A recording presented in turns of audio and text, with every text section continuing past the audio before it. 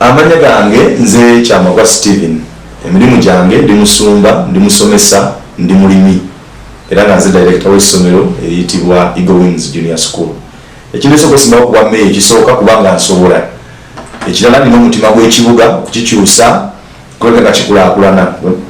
Baga nemaze mu kibuga kyaffe kino kati ndaba kyatuka ekiseera nga kiri stagnant tekyagenda mu maaso. Nokyo ngamba katuveeyo tujje naffe tugatteko ettaffaali ekibuga kyeyongera okugenda mu maaso. Twagala kutondawo mirimu okuyita mu attractinga bannamakolero, ocreatingawo free internet zones, okolagana ne bannamakolero abazze kubanga kanso yayisa plan ez'amakolero okuba conditioning singa ekkolero lijja twagala 50% abakozi baamu nga baffe baawano.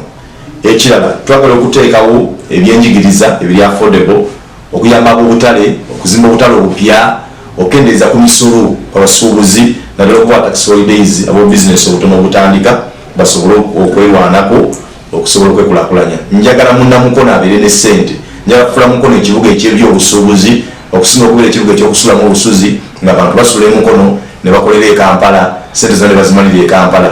Bannamukono bajja gaggawala nga bizinesi zizze emukono ng'abantu basobola okukolera emukono era ssente ezo ne ziba nga ziri spent wane waffe emukono.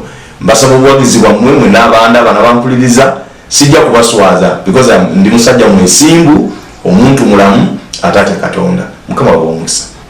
Kakati ffe bannaddiini tuba n'abantu bonna era ojja kukitegeera nti amasinzizo ge tukulembera mubeeramu abantu abali mu nzikiriza zonna ez'ebyobufuzi era bonna batutuukirira era bonna tubasabira nenkola konna okubeerawo tusabira abantu bonna tetugobanga muntu yenna bonna genda babuuzi eno waffe gye baddukira ne tubasabira ne tubawa enneema ate ne beeyongerayo ne babwangula. N'olwekyo ekyo nkisobola ate sikisobola busobozi naye kyenkola mbadde nkikola ngenda kweyongera bweyongezi kukikola.